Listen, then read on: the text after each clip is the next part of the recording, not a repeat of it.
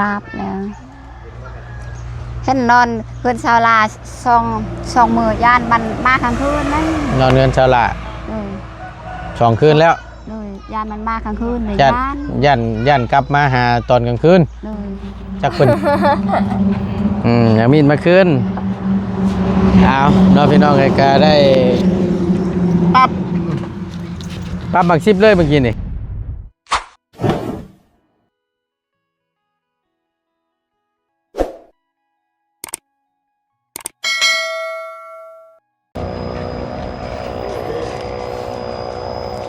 เอานี่ก็ถือว่าได้กลางแบบเนาะ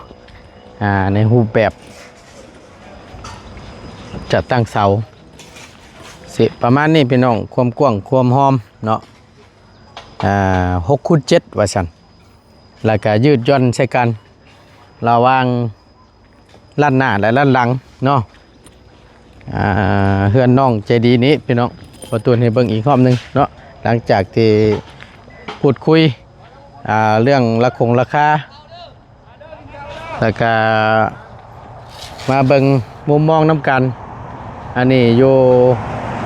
หน้าบ้านพี่น้องจะเป็นทั้งหน้าบ้านเด้อพี่น้องเด้อเนาะพอดีอีกเสาหนึ่งอยู่หันเสาหนึ่งอยู่นี้นี่ให้เบิ่งระหว่างความห่างของเสาเฮือนพร้อมกับสายไฟอยู่ในนี้พี่น้องโบตูนยืนอยู่นี้เนาะนี่ไปมาเบิ่งทางด้านหลังบ้านนี่มุมทางนี้ให้เบิ่งจะน้ำกันพี่น้องนี่ก็ถือว่าได้ละทำนี่จากเสาตัวนี้ไปนี้นะพี่น้องตัวอย่างให้เบิ่งนี่อันนี้เบิ่งทั้งดังนี่แหละประมาณนี้เนาะ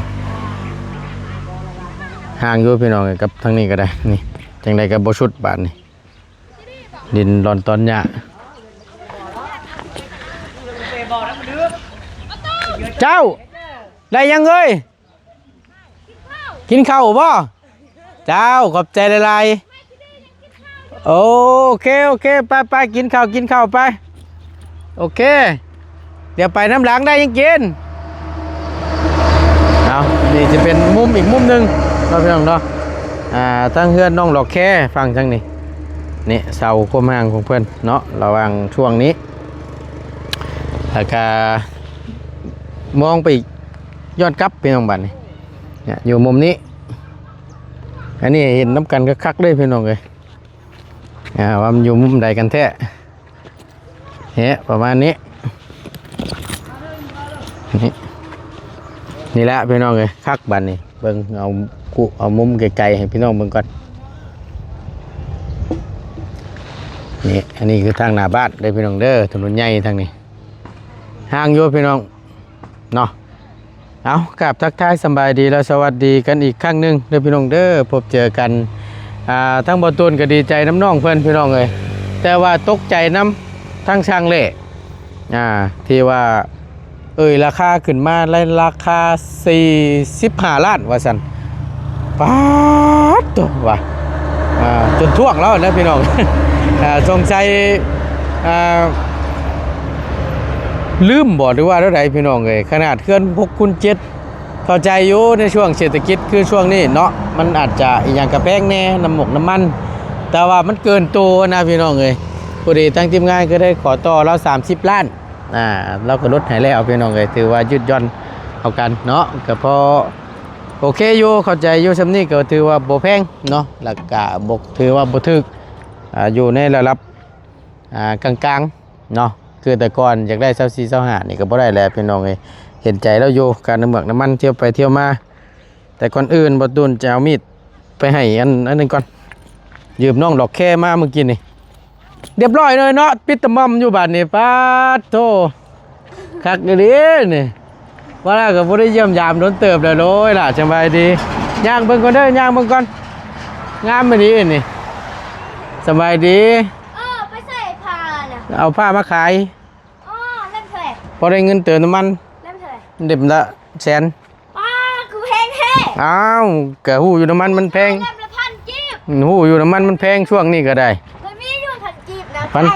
1,000 กีบมันก็บ่ได้น้ำมันแล้วโตเนาะค่อยใส่2 เล่มละ1,000 กีบเฮ้ย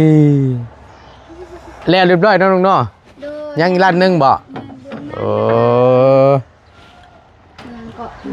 จับประตูยังได้ลืมนะ ดื่มอีกแล้ว จับประตูยังก็ไอเอิญน่ะ ประตูปองเยี่ยม ปุงโอปุงเยี่ยมเดินปุงเยี่ยม บกอบบ่ อันนี้แต่ว่านี่ปุงเยี่ยม ใช้ยังเดือลั่นใดอ๋อมุมถึงหัวนั้น โดย ช่างเพิ่นไปใช้สละ เราเข้าเวียกยันเราสักให้เขาให้เรา ปลูกเขาให้ โดย ตัวนี้นี่เพิ่นเอานั่นนี่ได้บ่เต็บแล้วหรือบ่นี่น่ะ โดยแล้วยังสิต่อตัวหนึงอีก เขาสิขึ้นมาอีกชั้นหนึงบ่ โดย แม่นเท่านั้นแล้วงามปาดห้อง แต่มีไม้เส้นตัวนี้ขึ้นมาชั้นหนึงเวลาทาสีมันจะงาม โดย ใส่วักมันบ่วักไป บ่มีเงินดอกตาม นะ ที่อันนี้ได้สำนีกับพอแล้ว ว่า โดย อะไรแหละจำนี้โอเคแหละ ปากคือตีนเคลียร์บ้าง พาไอจังหน่อยไอเหยียบพาทางล่าง เอา เขาไม่คายบ่ คายแล้วอ่ะ คือให้ซะล่ะ เอาคืนเราผ่าแล้วเนาะ ช่างก็อะไรข้างล่างนี่ก็ตัวนี้ไปขายตัวนี้ส่วนลายวิตามินนั่นนี่เนาะอยู่ตั้ง โด ปี ย อืม ผ้า ผ้างอบ่ผ้างอเนาะ แล้วเบื่อ บ่ เบื่ ง อ อ กัน แล้ว ขางอ มันงอนี่ เอ้ามันไม่ได้ไปงอคนอื่นในนี้เนาะ มันก็ปลายมันงอ มันไปงอกกไม้แล้วเนาะ ทำไมมันงอเป็นเนาะ งอเป็นแล้วมันบ่ให้งอเลย แมนเอาคือตั้งเจ้านี่ก็ยังบ่ได้ปลูกเขาให้ โดยยัง ถ่าก่อน โดยเดือนนี้ก่อน วิทย์เดือนนี้ก่อน โดย อืม เดินทุกเลยบ่เดินทุก ประมาณจักมื้อจะเพิ่นจ้างเพิ่นสิมานี่นะ ก็ยังบ่ฮู้เด้เปว่าบ่ได้โทรหาเรา มันกาเวียกอยู่ถ่าจังน้อยเนาะ โดย เชื่อได้ใจลูกตุงลูกติงนี่ก็โอ้คักพี่น้องเอ้ยเดี๋ยวมามากเบิ่งได้เวลารูปเหมือนเด้อ โดย ยันเฉียนตามมือหั่นแหละไม่เป็นพนักนี่บ่ได้แล้วเนาะ โดย น้องแต่งจริงนี่ก็ใกล้แล้วพี่น้องเอ้ยก็ถือว่า ไปแล้ว หมอจอจัดเข้ามาแล้วบาดนี้กำลังแต่งเสาโซอยู่ งามเนาะ หน้าบ้าน เสเฮือนจริงๆเนาะ ฉากบ่ โดย ชุดเท่านั้นแหละตึงปักใหญ่ หาใส่บ่ได้แล้วหลาย หาน้ำไว้ให้น้าเบากินก่อนนะ โอ้ยเมื่อยเลยหน่อไม้นี่เปลี่ยนช่างเลย หาหน่อไม้ให้นาบ้าวกิน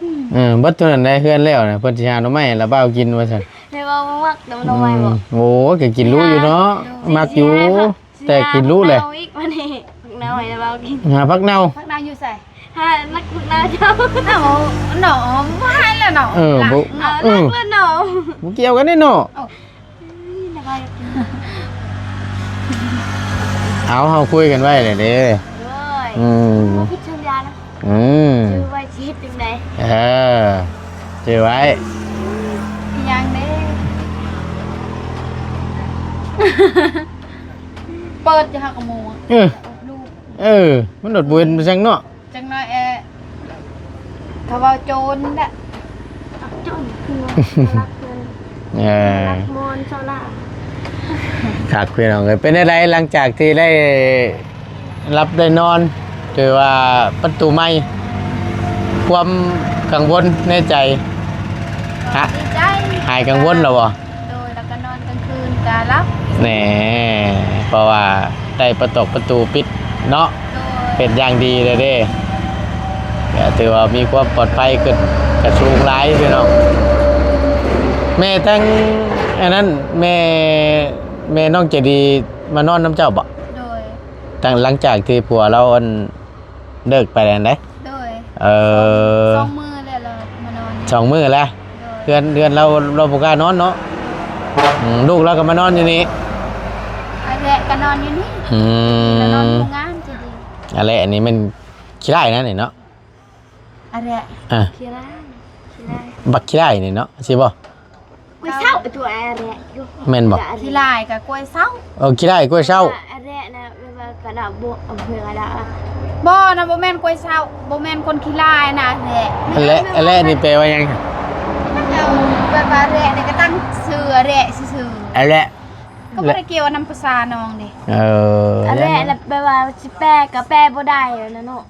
ก็เลยเอิ้นว่าอันแรก แปลยากแท้ แม่นแปลยากเลยเอิ้นว่าคำขี้ร้าย ขี้ลายจริงๆแล้วบ่ได้เว้าว่าขี้ลายเนาะ จริงๆ เรา เรา ก็ ก็ ใส่ เอิ้นว่าบ่ได้แต่ว่า กี่ได้ นี่ก็อันแหละมัน อัน เกี่ยว แร น้ำ ก ภา น่ะ ษา มันสิออกแบบคนละแบบแต่ว่าจักสิเอิ้นหยังบ่ถูก ที่ชื่อว่าใดๆพี่น้องเอ้ยนอนน้ำกัน2คืนแล้ว โดย ปกติแล้วแหละเนาะเพราะว่าเราบอกยังใหม่เด้อาจจะบ่กล้านอนเนาะ โดย อาจจะยังบ่กล้านอนแหละมันในความญาตินั่นแหละแต่ว่านอนกับคำเจ็ดดีนอนน้ำนั่นโอเคเพราะว่ามันนั่นแล้วพี่น้องเอ้ย3คนเนาะน้องน้ำเนแม่เอานะ สั่งกากีแล้วก็ไอเด้ ตัวนะ มาน้อย หมาน้อยไอ โดย มันเป็นอะไร ไอมากก็ไอ เจ้าไอหมาน้อยกับไอน้ โดย ำโอ้ยเนาะเมื่อยน้ำเด้ไอตามเจ้าของใหญ่เพิ่นแล้วบ่ โอ้บ่สิเอาเบิ่งโดน ฮะ ผ่านแป๊บนึง เอาลุยอยู่บ่น่ะ อ้าวดีเว้ย ทักแน่ดีเนาะ โดยยังเหลือ3ตัว เอ้าไผเอาไปอีกเลย เอ้ยอันนี้ก็ตัวหนึงเขาสิเอาและตัวหนึงแต่ยัง2ตัวสีดำกับสีน้ำตาลยัง ยังอยู่หั่นบ่ โดยน้องแบบว่าน้องบ่ให้แล้วเขาก็อยากเลี้ยงแต่ว่าน้องบ่ให้แล้วน้อง งามเด้อพี่น้องเอ้ยมีตัวงามมาลุยอยู่นี่นี่อืมอืมอืมโอ้นี่โอ้ย บ้า โอ้จังใหญ่แท้นี่อ้วนแห้งอีหลีตัวนี้อันนี้บ่หมูเด้งนะ หมูเด้งก็ไปแล้วหมูเด้ง อ้าว เอาหมูเด้งนะเขาให้แล้ว อันนี้ก็สิเขาเอาไปคือกันแหละอันนี้แต่เขา คำเอาไปลายนี่มันโอ้บ่ว่าแล้วนี่เนาะ ยังเหลือแต่ตัวนี้กับตัวสีด เพราะว่าแม่มันสิมีน้ำนมให้กินหลายมีแต่ตัวผู้บ่น่ะ ำตัวผู้3ตัว เหลือ2ตัวบัดนี้ โดย โอ้ แล้วตัวกระต่ายเอาน้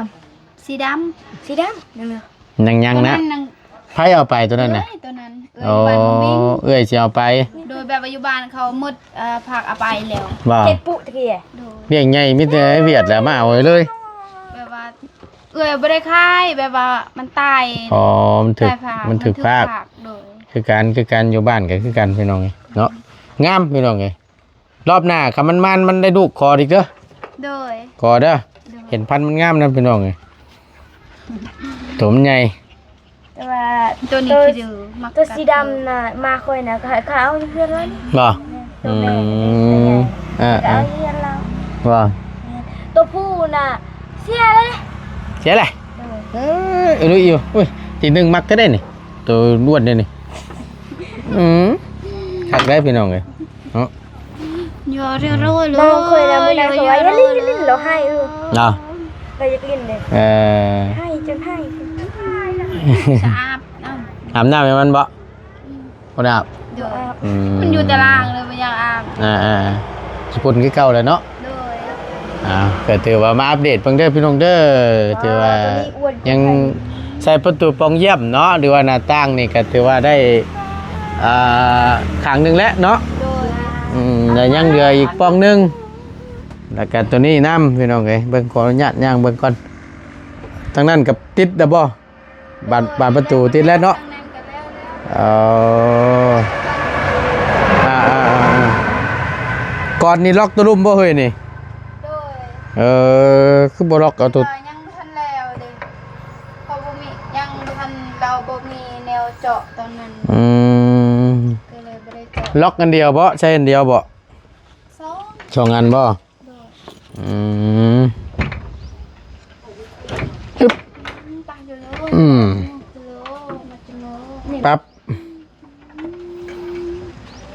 อาจจะห่างแน่หน่อยหนึงเนาะโอ้เราไม่แนบน้ำตุน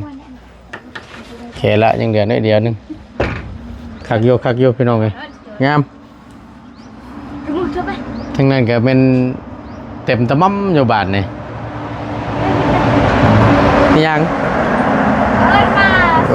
โอ้ยเนาะมีแต่เอาผ้าไปชงเพิ่นก่อนเด้อ โดย ผ้าน้องจะดีบ่ถือมาเมื่อกี้นี่พี่น้องเอ้ยสบายดีสบายดีเนาะพากันนั่งดินเฮือนใหม่เฮือนงามแต่ไม้บัดนี้ก็เป็นพ่อบันดอกบันไดเด้อเนาะที่สร้างเพิ่นจะมาเฮ็ดพี่น้องเอ้ยดีละดีใจนํทั้งสองพี่น้องที่ได้ซ่อมแซมบ้านช่องเฮือนชานให้ดีกว่าเก่าพี่น้องเนาะดีใจนํทั้งบ่ตุนก็ได้เรื่องดินเรื่องร้อนนี่ก็โอ้ถือว่าได้ปรับได้ไถยืดปีกันเนาะคักโยได้การพี่น้องเลยฟังทางนั้นก็เป็นอีกดินของน้องเกียดีฟังทางนี้ก็มันของหลอกแค่เนาะแต่ว่าอย่างเห็นดีเอาดินมาถมนี่ชูงจำกันนี่โอ้ยคักพี่น้องเลยมันจังบ่รุบเนาะ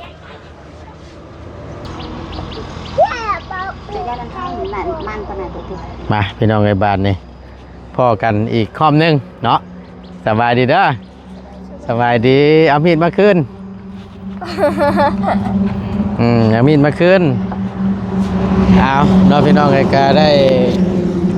ปั๊บบักซิบเลยเมื่อกี้นี่เรื่องเฮือนเรื่องชั้นมาพอดีแล้วบ้านนี้พี่น้องไอ้เมื่อกี้นี่อันเอื้อยเรากินข้าวว่าสัตว์เนาะเอาสบายดีอีกรอบหนึ่งเด้อเฮ้ยเด้อสบายดีเป็นยังไงหลังจากที่เรื่องเล่ามันผ่านไปตามความรู้สึกก่อนจิตใจก็โอเคอยู่หรอวะดีขึ้นแล้วหรอวะเนาะนี่ใครอยู่ดอกฉันเนาะเอาขออนุญาตนิดไหมให้มันฟังชัดเจนก่อนจังหน่อยนึงนิบเจือแต่มันชิรุดนะนิบเจือโอเคเอาเนาะก็บ่ต้องเก่งว่ากับเฮาปกตินี่แหละบ่ต้องย่านเฮาเว้านำเฮาปกติกันเองโลดคุยง่ายๆได้พูดหลายคนก็โอ้ยดีแล้วว่าซั่นถ้าว่าในเมื่อมันเบิดบุญต่อกันหรือว่าบ่แม่นคู่แม่นแน่นเท่ากับปล่อยเพิ่นไปซะเฮาก็อยู่กับลูกนี่แหละFC เพิ่นให้กำลังยิงใจนี่ก็หลายที่พวนบ่อยู่นำมันก็บ่ติแล้วพี่น้องเอ้ย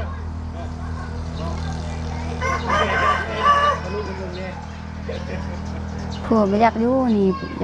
เราจากเมื่อบ้านแล้วบ้านนี่ก็บ้านผัวแล้วบ้านห้วยฮอกบ้านห้วยฮอกอยากอยู่นี่ล่ะไปอยากสร้างครอบสร้างครัวอยากกินนอนล่ะอดบ่ได้หลายเทื่อนะเสียหญ้ากะไปทางลูกไปน้ำอยากกินย่างกะสร้างเอากะอดบ่ได้เขากันบัดไปเราไปรับจ้างย่างกะบ่เห็นเงินมันบ่เห็นคามเพิ่นละมามีแต่กินเล่นหมดบ้านห้วยหอกนี่เป็นบ้านน้องแพทย์น้องแพทย์ทันเด้อันนี้พี่น้องแม่นเนาะทางเวเขาอยู่บ้านเมืองแสนนี่ล่ะป่ะบอนเขาขายไม้กระจาดในทางแวนั่นห้านเจ้นั่นเพิ่นน่ะเฮาเคยเข้าอยู่บัดเข้าเบื้องนั่นกะอยู่ใกล้ๆน้ำเขาติดน้ำแบบนี่พัวคนนี้อยู่ทางนี้มันบ่มีน้ำทางไหนทางเข้าพี่บ่ทางเข้ากับทางเดียวแบบเขาอยู่ได้แบบว่าเขามีน้ำแบบนี้ก็อยู่ทางติดแบบอยู่ภูนี่บ่มีน้ำบ่มีน้ำซั่นบ่ซะโอ้ฮู้แล้วพี่น้องเอ้ยบ่ตูนจำได้แล้วบัดนี้คันเขาอยู่เบื้องเทิงกันเขามีน้ำอยู่เบื้องนี่บ่มีน้ำถ้าสมมติว่าอยู่ทางเข้าอยู่ทางเข่านะอันนู้นตัวที่ว่าอันเฮือนน้องแพทย์เพิ่นน่ะอาจจะห่างไกลนิดนึงเพราะว่าน้องเพิ่นพาประตูนไปเบิ่งน้ำหม่องน้ำกินน้ำใช้น่ะย่างลงไปนั่นเพื่อสิฮอดนั่นไกลแม่นบ่เป็นโฉกเป็นห้องลงไปแม่นบ่แบบอยู่บ้านห้วยหอกแต่อยู่แต่บ่เดียวมีแต่เล่นน้องแบบว่าบ้านนั่นกว้างแต่ไม่ได้ไปเล่นบ่ฮู้ไผไปอยู่น้อง โอเคโอเค บ้านเดียวกับบ่แม่นว่าติดกันแบบนี้เฮานั่นอยู่เดินภายเดินมันน่ะ แบบบ่ได้ไปเล่นอยู่ไสอยู่แต่เฮือนเองบ่ฮู้ โดยเอาก็ดีแหละเนาะมีแต่ว่าเฮาก็สู้ เด้อ มีลูกสาวอยู่นำทั้งคน เด้อ พี่น้องเพิ่นก็ยังย่านอยู่บ่แม่นนี่ปะ3-4มื้อกลับมาบ่จักหรอกว่าซั่น กลับกะเอ้ยบ่ฮับแล้วลาบแล้วเห็นนอนเพิ่นชาวลา2มื้อย่านมันมากลางคืนนั่น นอนเรือนชาวละ เออ 2 คืนแล้ว เลยย่านมันมากลางคืนเลย ย่าน ย่านกลับมาหาตอนกลางคืน เลย จักเพิ่นสิมาแบบใดติ เขาบอกให้มากลางคืนคันมากลางเว้นคันแทงลูก ก็ว่ากินฮอดลูกกินฮอดเต้าแล้วอยากมาละมาเยี่ยมมายามเนาะ โดยตามมัน À. มันบ่อยากยามหากะดีนะตามมัน แต่เอื้อเนี่ยบ่ให้ใกล้แหละ บ่ใกล้แล้ว โดยคัน ตัด เอื้อ สินใจ โดยคันเอื้อยังบ่ฟังของพ่อแม่กับพ่อแม่ปะเลย บ่ได้อยากได้ฮิตไอ้ของ เพราะว่าทั้งพ่อกับแม่นี่ยืนยันแล้ว เลย เพราะว่าได้เฮ็ดบทบันทึกครั้งนี้ได้พี่น้องเอ้ยบ่แม่นว่าเว้าแต่ปากและเพิ่นก็เมื่อจังซี่นะบ่แม่น ลูกบ่พังพ่อแม่ก็ลูกจะตายลูกจะไปนำไปละ ตามมันแหละเมื่อเขาแพงแล้วเขาบอกแล้ว เพราะว่าได้ลงบทบันทึกประจำวันเป็นที่เรียบร้อยในการหย่าร้างในครั้งนี้ยืนยันพ่อของเราเองทั้งเฒ่าแก่ในบ้านในโฮมที่เพิ่นหาผู้นํกันถ้าหากว่าพอน้องเจดีกลับมานี่แม่นได้เสียเงิน50ล้านกับหมู่ตัวหนึงที่เพิ่นจะปรับใหม่นี้ถ้าหากว่าแม่น้องเจดีนี่ยังคิดฮอดคิดถึงผัวอยู่ยังกลับแปลวกันอยู่นะแม่นทั้งประตูนี่สิตัดขาดจากลูกพอกับลูกนี่ตัดขาดเลยสิไปทั้งใดก็ไปจังซี่นะพ่อเตือนแล้วบอกแล้วบ่ฟัง ตายก็ตาม อันนี้คือเพิ่นคุยกันเป็นเอกสารละเนาะก็ถือว่าทั้งเจ้านี่ก็แม่นผมมีอย่างต่อกันละสู้ๆเป็นกำลังใจให้เนาะอยู่กับลูกกับเจ้านี่เฮือนกับกำลังสียกสีย่อเลยจะได้สะดวกสบายแล้ว พัวยูนี่เจ็บสมองพัวเฮ็ดใสแบบพัวยูนำกันตอน บ่มีความสุขเลยบ่เอ้ย เลยบ่มีความสุขมื้อใดเลยมีแต่เงาตลอดเลยคันน้องมา นี่จะปัวเฮ็ดไซส์แล้วอะว่านั่นเลย คันไปรับรับจ้างเขากับบ่มีเงินบ่มีคำบ่ว่าคันได้200,000ก็ให้เมียแสนนึงซื้อตัว เขาบ่ให้ได้บ่ บ่ให้เลย เอาไปใช้เงิน200,000 ไม่มดเขาเล่นมดมันเล่นมันกินละตอนมันไปรับจ้างอยู่ศาลนี่มีแต่เห็นแต่ไก่ตัวเดียวแหละซื้อมาแจ้งคนในบ้านนี่ เบิดตัวน่ะ เมื่อเท่านั้นแหละมันเบาเงินเท่านั้นเท่านี้ก็มันบ่ให้ โอ้ยพี่น้อง ประมาณนั้นกับข้าวกับน้ำเงินค้ำหามาได้นี่บ่เคยให้เจ้าบ่ คันเคยมันให้มันเอาคืน เอาให้แล้วก็เอาขึ้นคือเก่า เลยบัตรชื่อหยังบ่ได้บัตรชื่อมันให้ยันมันให้แทนซื้อขนมข้างนอกให้ลูกกะจะดีมาให้ซื้อไข่กล้วยเขาก็มีไปหาปีกล้วย เอายามันดอกเรื่องมันได้ไล่ให้มันผ่านไปมีแต่ว่าณปัจจุบันนี่เฮาเฮ็ดหน้าที่ของเฮาให้ดีที่สุดก็พอเบิ่งแย่งลูกแย่งเต้านี่เบิ่งบักหล่าเบิ่งน้องใจดีนี่อยู่น้ำกันนั่นแหละเพื่อนก็กำลังเจ็ดสิย่อให้อดใจรอจักหน่อยเด้อก็ถือว่าเป็นงบใหญ่ทางอาจารย์ลาวพี่น้องเนาะที่จัดสรรในครั้งนี้เรื่องราคานี่ก็คุยกันเมื่อเช้านี่ก็จนตกใจ45 ล้านเราว่าป้า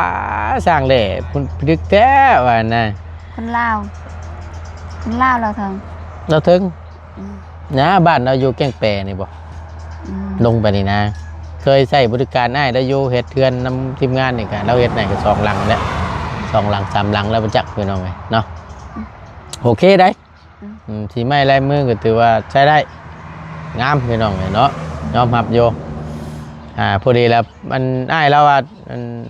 ทางทีมงานต่อได้อยู่30ล้านก็ถือว่าพอพังบัดนี่6คูณ7ขนาดเทือนแล้วก็ภายใน30ล้านว่าจ้างนี่ก็ถือว่าโอเคนะบ่ถูกแล้วก็บ่แพงเพราะว่าเขาเข้าใจได้ในการเดินทางไปมาน้ำเมืองน้ำมันนั่นแหละพี่น้องเอ้ยก็ยืดยอดเอากันเนาะแต่ว่าเรื่องกับข้าวกับน้ำนี่ก็เขาตัดไปเลยตัวนี้แม่นบ่มีน้ำเฮาแต่ว่าเขาเข้ามาทีมงานทุกคนเข้ามาก็บางมื้อก็ได้กินบางมื้อก็บ่ได้กินว่าซั่นซะบ่อยากให้คล้องนะพี่น้องบ่อยากให้เพิ่นคล้องทั้งเทื่อปัดถ่าเฮานี่ก็บ่ได้เนาะมีแต่ว่าทั้งเจ้านี่ก็มีหยังก็เพิ่นมาเฮ็ดเวียกเฮ็ดงานก็หาชุบเพิ่นกินก็ได้จำแจ่วจำจุต้มน้ำหมกหน่อไม้สู่กันกินกับข้าวบ้านเฮานั่นแหละมีหยังก็สู่กันกินคำว่าทางทีมงานเฮาเข้ามานำก็บางเทื่อก็อาจจะมีกับข้าวเป็นบางมื้อนะเจ้าก็เบิ่งแย่งนี่แหละอยู่นำกันใครอยู่ดอกคนทั้งเดียวกันโยเนาะก็สิคุยกันง่ายอยู่ดอกเป็นน้องไงเนาะเอาก็มีแต่ว่างบในส่วนที่เฮามีนี่ก็มันอยู่นำเฮานี่มีอยู่6,660,000เด้อเดี๋ยวบ่ตูนสิพูดคุยกับทีมงานอีกเทื่อนึงว่างบในส่วนของประตูนี่จะเอาไว้เป็นส่วนใดวงกบและบานประตูบอมันสิพอบอในส่วนนี้หรือว่าจังใดเดี๋ยวเบิ่งน้ำกันอีกเทื่อนึงพี่น้องเนาะเพราะว่ากันยังขาดหลายสิ่งหลายอย่างอยู่ดอกเพราะว่าแผ่นอลูซิ่งน้ำเนหลังคานี่นะครับไม่ผ่าโซล่าที่ยังบ่มีนะเพราะตีนเจ้านี่ก็ประตูจะเข้าไปตามมุ้งไม้อยู่พี่น้องเลยทึกเสียว่าถ้าไปไหนบ่ตูนว่าใดๆพี่น้องเลยคือบ่คือพี่น้องได้เห็นนั่นแหละบ่ตูนก็จนได้อัดคลิปเข้าไปถามยันว่าพ่อแม่พี่น้อง FC เพิ่นบ่เชื่อในยามบ่ตูนเว้าว่าบ่ตูนได้ถามอยู่ประจำนะพี่น้องผมบ่ตูนถามอยู่ตลอดบ่ตูนก็ได้เพื่อความสบายใจพ่อแม่พี่น้องอัดคลิปเข้าไปถามเบิ่งในห้านมื้อนั้นก็คือเพิ่นเว้านะพี่น้องดื่มว่าซั่นแล้วบ่ตูนก็ได้สั่งให้เพิ่นเฮ็ดใหม่ผ่านมานี่ก็หลายมื้อแหละยังบ่เห็นติดต่อมาหรือว่ายังบ่เห็นมาส่งอยู่บ่ว่าสิลืมอีกเนาะพี่น้องบ่ตูนให้สั่งเฮ็ดอีกเพิ่ม6เสาเพราะว่าตัวเก่ามันมีอยู่3เสาคือเห็นแล้วพี่น้องเอ้ยบ่ตูนสิว่าแนวใดว่าบ่ตูนทีมงานล่าช้าบ่แม่นเด้อพี่น้องเด้อบ่ตูนสุดแต่เล็งมือแล้วก็เอามาให้มันเห็นเป็นชิ้นเป็นอันเป็นแต่ละสิ่งแต่ละอย่างนะมากองไว้แล้วโอเคอย่างเช่นนะเอาก็จะได้ฮู้ FC ก็จะได้ฮู้น้ำกันมันได้ในส่วนใดนะเดี๋ยวบ่ตูนสิถามอีกเทื่อนึงพี่น้องเอ้ยถ้าว่า FC ท่านใดที่เพิ่นบ่เชื่อว่าบ่ตูนถามให้ย้อนไปเบิ่งคลิปขึ้นหลังก็ได้บ่ตูนถามพี่น้องเอ้ยบ่ได้ปะบ่ได้ทิ่มเรื่องงานเนาะอดใจรอเด้อเดี๋ยวทั้งน้องเจดีเพิ่นพี่น้องเอ้ยนั่งพูดคุยทั้งกับบ่บุญบรรป้าอยู่เนาะเอาจังใดก็ดีใจน้ำหลายๆเด้อเอ้ยเด้อแต่แน่นั่นสู้ๆเป็นกำลังให้ใจให้เด้อปัจจุบันนี่ให้มันดีที่สุดกินน้ำบ่อเขาเรียบร้อยนี่ก็อยู่ดอกใช่เนาะจะว่าตั้งเฮาสิกลับก่อนบัดนี้ยันฝนตกค่ำเมื่อเก็บผ้าเก็บหยังก่อนเด้อเดี๋ยวจังค่อยมาใหม่ช่วงแรงๆว่านั่นก็ได้ สร้างแล้วเนาะเบิ่งแล้วพี่น้องเอ้ยมื้อเช้านี่โอ้ยดีใจน้ำเพิ่นหลายอีหลาเพิ่นโอ้ยว่าซั่นแม่นบ่ต้นว่าซั่นแม่นบ่ระเบ้าว่าซั่นได้เงินเนี่ยน้องอาจารย์ลากับน้องบาบุญสารวัตรแจงวานนี่จนบ่ได้กินข้าวก็อิ่มแล้วนอนจนบ่รับโดยนอนก็บ่รับตื่นเต้นได้เรื่องโดยทักแน่นี่เนาะข้าวบ่ได้กินอิ่มโดยสุดยอดแล้วสิ โอเคสันเนาะมีแต่เบิ่งน้ำกันเด้อต่อไปว่ามันสิซำใดทรงน่ะสไตล์ทรงโมเดิร์นแหละพี่น้องเอ้ยตัวอย่างรูปแบบอย่างมันก็แม่นเอาเฮือนของน้องเจืองบ่ที่บ่เสียงเฮ็ดเนี่ยตัวนั้นเฮ็ดบันไดขึ้นอยู่ทางหน้าหันงามบอกเลยว่างามโอเคอยู่หั่นน่ะเอาอยู่ดีมีแห้งเด้อเชื่อเด้อ โดย สบายดีพี่น้องเด้อสบายดีโดยมาขอไม้เขาเนี่ยโอเคพี่น้องเลยเนาะทั้งหมดตูนก็จะได้ขอจบคลิปปิดคลิปก่อนเนาะขอบคุณหลายๆเด้อพี่น้องเด้ออยู่ดีมีแห้งเบิดสุขุสุคนลำลาแหละทั้งหมดตูนก็ได้เนาะพวกทั้งอีหล่าเพิ่นก็นั่งนิบหลอกไม้ใส่หัวคักแต่เด้บาทนี่หลอกกันกระลันง่า